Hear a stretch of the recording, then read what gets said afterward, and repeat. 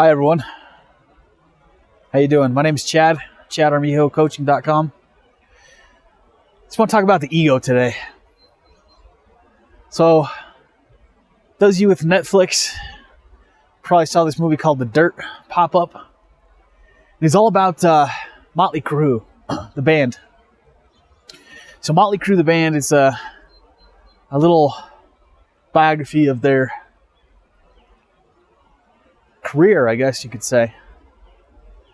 And the one thing that you notice when you start to really understand all this, these laws of the universe, is that these guys were running on pure ego. This was a time, it's a little bit before my time. It was in the 80s when these guys were really huge and popular. It's a time when the record companies were still making money hand over fist, and the bands were still seen as these rock gods.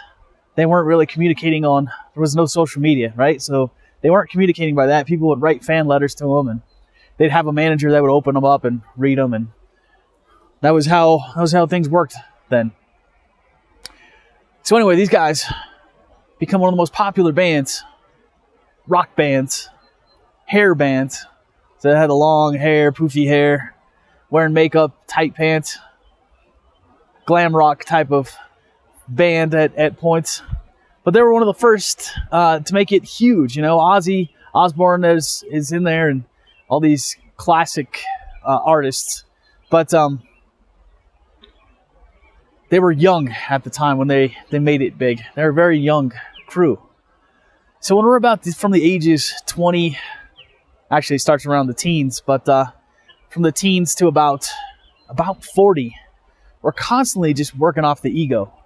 Most of us, 90% of us, 99% of us, working off the ego.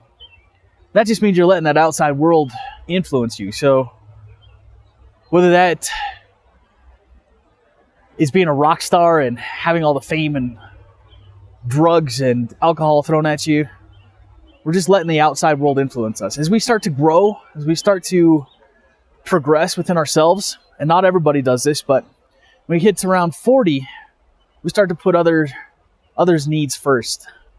I'm guessing a lot of this has to do with families are starting to really take hold then. We have other responsibilities, kids, and maybe some homes and whatever it may be. But our ego doesn't really like to shut off until we're around 40. Not shut off, but kind of calm down. So this story is very interesting. It's called The Dirt. It's on Netflix, and it's about Motley Crue and just how crazy the times were. Now, when you can see that they're just being pulled in every direction by these outside forces, and that's kind of how they're living their life. They're just getting pulled from one thing to another, getting handed one drug or another, getting, handed one woman or another.